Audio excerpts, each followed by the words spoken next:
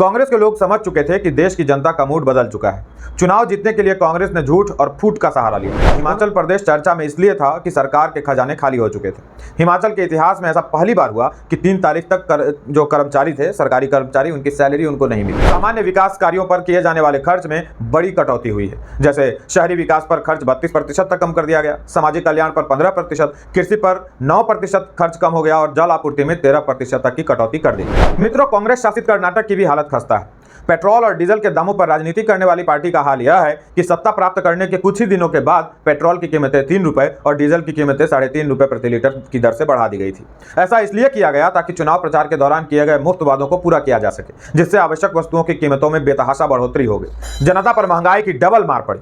अब सोचने वाली बात यह है कि मुफ्त वाले वादों को पूरा करने के लिए आम जनता पर महंगाई का भारी बोझ लाद दिया गया। कांग्रेस अपनी 5 गारंटियों को पूरा करने की कोशिश कर रही है, जिसके लिए 40,000 करोड़ रुपए आवंटित होंगे। इसलिए नए साल में नए डेवलपमेंट प्रोजेक्ट के लिए पैसा नहीं दे सकते। तेलंगाना में भी सरकार ने कई मुफ्त स्कीमों का ऐलान किया और सत्ता तक पहुंची।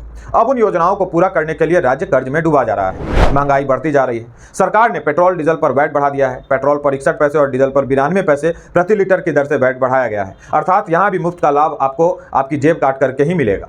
सरकार ने राज्य में कांग्रेस द्वारा शुरू की गई बिजली सब्सिडी योजना को बंद करने का फैसला लिया है। अब 7 किलोवाट तक लोड वाले उपभोक्ताओं को 3 रुपए प्रति यूनिट की राहत नहीं मिलेगी। यहाँ पुरानी स्कीमें बंद की जा रही हैं और नई शुरू हो नहीं रही।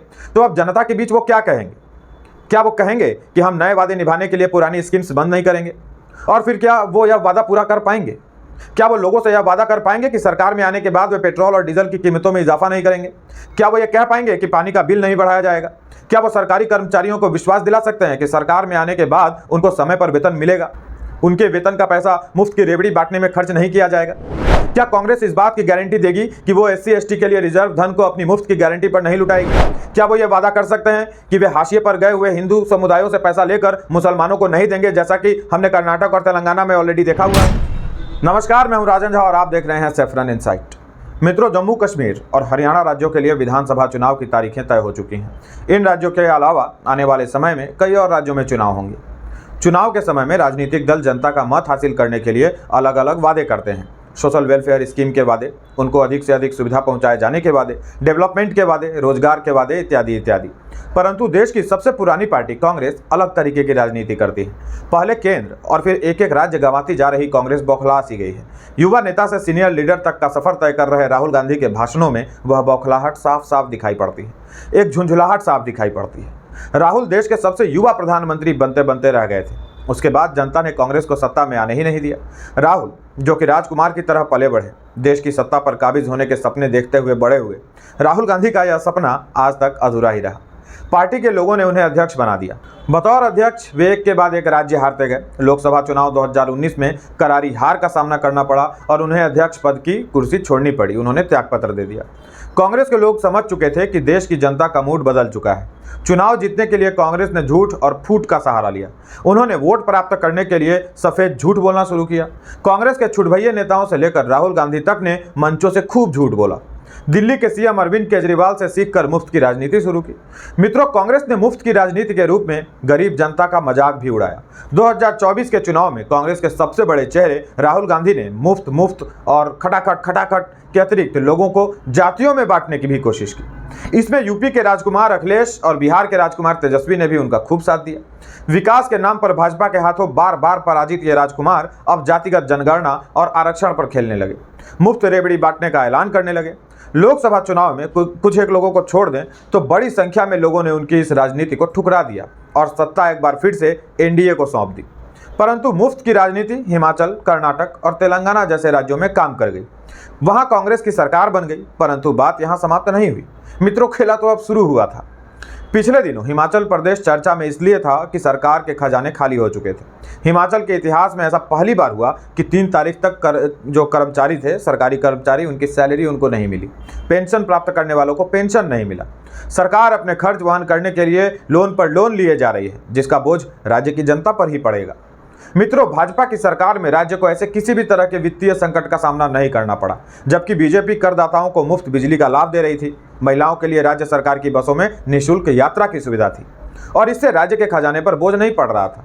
परंतु चुनाव जीतने के लिए कांग्रेस ने बढ़ चढ़कर मुफ्त के वादे किए और उन वादों को निभाने के लिए पैसे थे ही नहीं। खजाना खाली हो गया।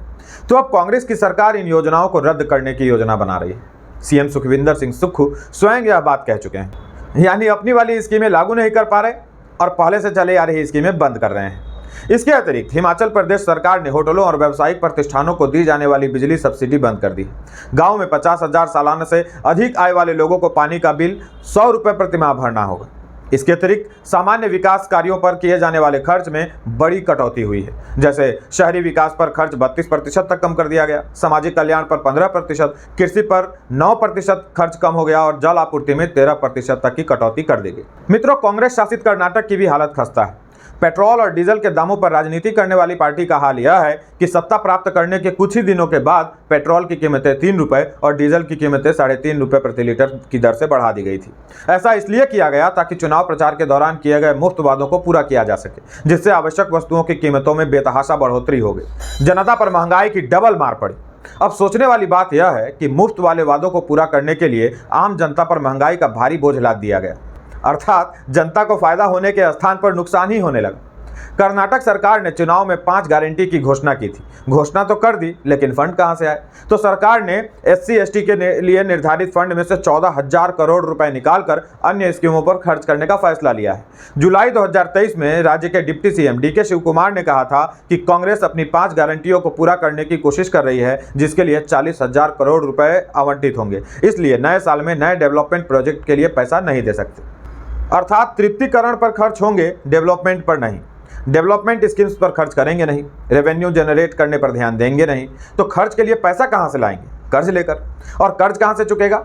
आपकी जेब काटकर। आपको पता है कर्नाटक पर कर्ज कितना है? मार्च 2019 तक कर्नाटक पर 2.86 लाख करोड़ रुपए का कर्ज था, जो मार्च 2023 तक बढ़कर 5.35 लाख करोड़ रुपए हो गया था। अब एक मजेदार बात सुनिए। कर्नाटक में कांग्रेस की 5 गारंटी योजनाओं में से एक गारंटी के तहत राज्य सरकार सभी महिलाओं को सरकारी बसों में फ्री यात्रा की सुविधा दे रही है। इससे KSRTC को 295 करोड़ रुपए का भारी नुकसान हुआ है, जबकि KSRTC हमेशा फायदे में रहा करता था। अब KSRTC के चेयरमैन SR श्रीनिवास ने विभाग को चालू रखने के लिए टिकट दरें बढ़ाने की आवश्यकता पर जोर दिया है। उनका कहना है कि यदि टिकट की कीमतें नहीं बढ़ाई गई तो KSRTC बच नहीं पाएगा। सोचने वाली बात यह है कि बसों में सफ़र करने वाले लोग अधिकतर middle class, lower middle class या गरीब तबके के होते हैं, तो कर्नाटक सरकार की इन मुफ्त की योजनाओं का बोझ उन गरीबों के कंधे पर पड़ेगा। भाजपा MLC चलवाड़ी नारायण स्वामी ने जानकारी दी कि मुख्यमंत्री सिद्धिरमैया ने भाजपा सरकार द्वारा शुरू की गई 14 जनहितैषी योजनाओं को बंद कर दिया है। ये योजनाएं दलितों, किसानों और राज्य के पिछड़े वर्गों के लिए चलाई जा रही थी। नारायण स्वामी ने कहा कि कांग्रेस की सरकार न सिर्फ किसान विरोधी है, बल्कि वह दलित विरोधी भी है। तेलंगाना में भी सरकार ने कई मुफ्त स्कीमों का ऐलान किया और सत्ता तक पहुंची। अब उन योजनाओं को पूरा करने के लिए राज्य कर्ज में डूबा जा रहा है। मित्रों, 2021 में तेलंगाना की BRS सरकार ने दलित बंधु स्कीम लॉन्च की थी, जिसका फायदा कई गरीबों ने उठाया और उनकी किस्मत बदल गई। उदाहरण के लिए राजन्ना सिरसिला जिले का tractor driver Thandralla Parasram rice mill का मालिक बन गया। परसराम अब अच्छे पैसे कमा रहे हैं। दलित बंधु सरकारी स्कीम दलितों का बंधु बनकर उन्हें आर्थिक मदद पहुंचाया करता था, परंतु सत्ता प्राप्त करने के बाद कांग्रेस ने दलितों को लाभ पहुंचा रहे इस स्कीम को बंद कराकर अपने दलित विरोधी चेहरे को उजागर किया। जब इस पर सवाल पूछे गए तो जवाब मिला कि इस स्कीम के स्थान पर दलितों और पिछड़ों के लिए अंबेडकर अभय हस्तम योजना शुरू की जाएगी। कहा गया कि लाभार्थियों को 10 की जगह 12 लाख रुपए दिए जाएंगे, लेकिन बजट में ऐसी किसी भी योजना का नाम भी नहीं लिया गया। यहाँ भी कांग्रेस अपनी बात से पलट गई, वादे से मुकर गई। कांग्रेस के अतिरिक्त मुफ्त की राजनीति करने वाली आप की स्थिति भी अच्छी नहीं है। पंजाब में वे कैसे सत्ता में आए यह छिपी हुई बात नहीं है। आ तो गए सत्ता में, लेकिन राज्य संभल नहीं रहा। कानून व्यवस्था की स्थिति तो इतनी खराब है कि घरों में घुसकर लोग गोली मार रहे हैं। अलगाववादी ताकतें सिर उठा रही हैं। महंगाई बढ़ती जा रही है। सरकार ने पेट्रोल डीजल पर वैट बढ़ा दिया है। पेट्रोल पर 61 पैसे और डीजल पर 92 पैसे प्रति लीटर की दर से वैट बढ़ाया गया है। अर्थात यहाँ भी मुफ्त का लाभ आपको आपकी जेब काट करके ही मिलेगा। सरकार ने राज्य में कांग्रेस द्वारा शुरू की गई बिजली सब्सिडी योजना को बंद करने का फैसला लिया है। अब 7 किलोवाट तक लोड वाले उपभोक्ताओं को 3 रुपये प्रति यूनिट की राहत नहीं मिलेगी। पंजाब सरकार ने बस के किराए में 23 रुपये की बढ़ोतरी की है। इन पार्टियों के लिए चुनावी वादों का कोई अर्थ ही नहीं रह गया है। मित्रों, जिन राज्यों में कांग्रेस या इंडिया अलायंस के दलों की सरकारें हैं, वहां तो कम से कम उदाहरण सेट किया जा सकता था कि देखो हम भाजपा से अच्छी सरकार चला रहे हैं। लेकिन हो ये रहा है कि एक एक करके ये राज्य कंगाल होते जा रहे हैं। बोझ आम जनता पर पड़ रहा है। अब इन राज्यों के वोटर ठगा हुआ महसूस कर रहे हैं। आने वाले समय में कई राज्यों में चुनाव होने वाले हैं। कांग्रेस और उनके सहयोगी दल पुनः जनता के बीच बड़े बड़े वादे करने पहुंचेंगे, जो कि पहले भी किए गए और निभाए नहीं गए। ऐसे में प्रश्न उठता है कि जनता इन झूठे वादे करने वालों पर विश्वास करे भी तो कैसे करे। यहाँ पुरानी स्कीमें बंद की जा रही हैं और नई शुरू हो नहीं रही, तो अब जनता के बीच वो क्या कहेंगे? क्या वो कहेंगे कि हम नए वादे निभाने के लिए पुरानी स्कीम्स बंद नहीं करेंगे? और फिर क्या वो यह वादा पूरा कर पाएंगे? क्या वो लोगों से यह वादा कर पाएंगे कि सरकार में आने के बाद वे पेट्रोल और डीजल की कीमतों में इजाफा नहीं करेंगे? क्या वो ये कह पाएंगे कि पानी का बिल नहीं बढ़ाया जाएगा? क्या वो सरकारी कर्मचारियों को विश्वास दिला सकते हैं कि सरकार में आने के बाद उनको समय पर वेतन मिलेगा, उनके वेतन का पैसा मुफ्त की रेवड़ी बांटने में खर्च नहीं किया जाएगा? क्या कांग्रेस इस बात की गारंटी देगी कि वो SC ST के लिए रिजर्व धन को अपनी मुफ्त की गारंटी पर नहीं लुटाएगी?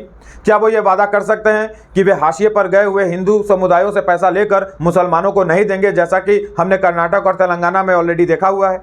कई राज्यों में हर मोर्चे पर फेल कांग्रेस के नेता आपसे वोट मांगने पहुंचे तो उनसे ये पूछिएगा। आज के लिए इतना ही। वीडियो को अधिक से अधिक लोगों तक पहुंचाइए। इसी तरह कांग्रेस की कंबल कुटाई देखना चाहते हैं तो चैनल को सब्सक्राइब कर लीजिए, दूसरों से भी कराइए। आभार।